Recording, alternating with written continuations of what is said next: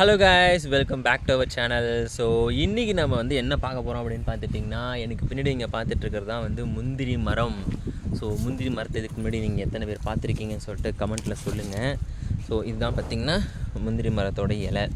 So இப்போ பார்த்திங்கன்னா முந்திரி சீசன் கிடையாது, அதுக்கு இன்னும் 2 மாதம் இருக்குது. அதனால் பார்த்திங்கன்னா இது வந்து பூவெல்லாம் பூத்துட்ருக்கு. இதுன்னு காட்டுறேன். இதோ இதுதான் பார்த்திங்கன்னா முந்திரி பழத்தோட பூ.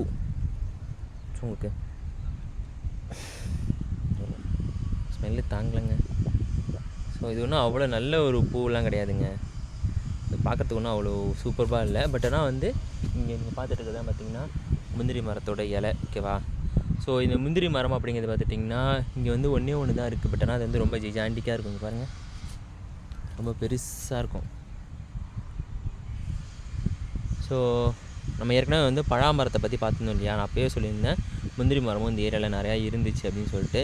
ஸோ அதுதான் பார்த்திங்கன்னா இந்த அதில் பேலன்ஸ் இருக்கிறது வந்து இந்த முந்திரி மரம் தான்.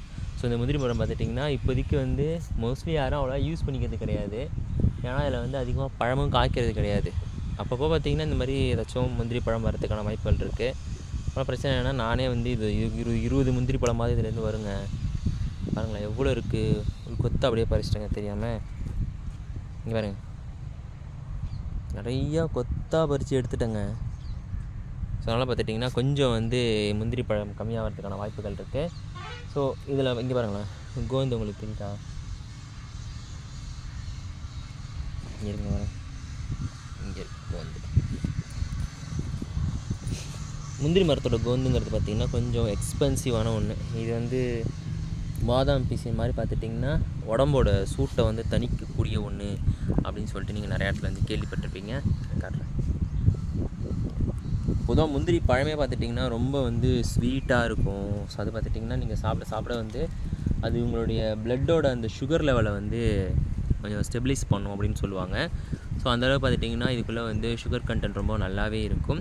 ஸோ முடிஞ்ச அளவுக்கு பார்த்துட்டிங்கன்னா நீங்கள் வந்து இது பண்ணுறது அப்படிங்கிறது ரொம்ப பெஸ்ட்டான ஒன்றா இருக்கும் அப்படின்னு சொல்லிட்டு கூட நம்ம பார்த்துருப்போம். ஸோ அதனாலே பார்த்துட்டிங்கன்னா எனக்கு வந்து பர்சனலாக முந்திரி பழத்தை ரொம்பவே பிடிக்கும். ஸோ இந்த மரம் ஃபுல்லாகவே பார்த்துட்டிங்கன்னா முந்திரி பழம் இருந்தது தான் பார்த்தாவே தெரியும் உங்களுக்கு. ஒரு காலத்தில் இங்கே வந்து இன்னொரு முந்திரி பிசின் கிடச்சிருக்கு. தெரியுதா? இதுவே ரொம்ப எக்ஸ்பென்சிவான ஒன்று தான். பட் ஆனால் இப்போ நமக்கு வந்து ரொம்ப ஈஸியாக கிடைக்கிறதுனால இந்த முந்திரி பழத்தை வந்து நம்ம பெருசாக கண்டுக்கிறது கிடையாது. பட் ஆனால் இது நல்லா இருக்குது ரொம்ப. சரிங்க வரேன். ஸோ இந்த முந்திரி இது பார்த்துட்டிங்கன்னா வாசம் நல்லா இருக்குங்க. பழம் பூ கூட பார்த்திங்கன்னா அந்தளவுக்கு வாசமாக இல்லை. அதோட பிசின் பார்த்திங்கன்னா ரொம்ப வாசமாக இருக்குது. எனக்கு வந்து பர்சனலாக ரொம்ப ரொம்ப பிடிச்ச ஒரு மரம். ஏன்னா இங்கே வந்து அழகாக கிரிக்கெட் விளையாட்டுக்கலாம் இங்கே பெருசாக இந்த ஸ்பேஸ் அப்படிங்கிறது வந்து இங்கே இருக்கும் பாருங்களேன். ஸோ வந்து விளையாடிட்டு இங்கே வந்து உட்காந்து ரெஸ்ட் எடுப்போம். ஸோ அதனால் பார்த்துட்டிங்கன்னா இந்த முந்திரி மரம் அப்படிங்கிறது வந்து பர்சனலாக எனக்கு ரொம்ப பிடிச்ச ஒரு இடம் அப்படின்னு கூட சொல்லலாம்.